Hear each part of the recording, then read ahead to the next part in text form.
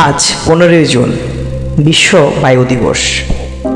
একটা দিন যেখানে আমরা নতুন করে ভাবি পরিবেশ, শক্তি আর ভবিষ্যতের পৃথিবী নিয়ে।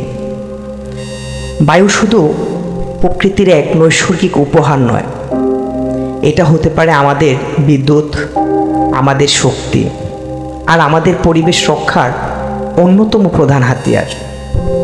বিশ্ব বায়ু দিবসের যাত্রা শুরু হয়েছিল 2007 সালে।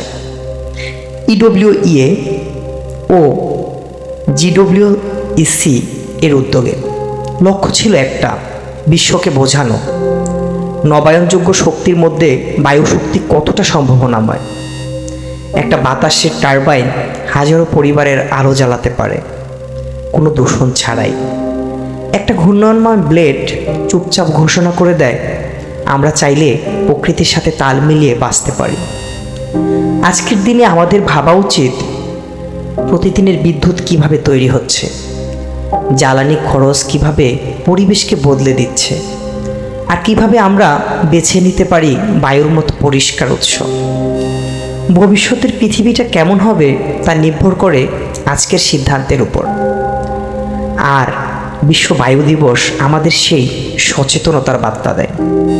চলুন শুধু জেনে নয়, আমরা অঙ্গীকার করি নতুন শক্তির খোঁজে আমরা যদি প্রকৃতিকে পাশে রাখি, তাহলেই নির্মাণ হবে সবুজ টেকসই এক পৃথিবী।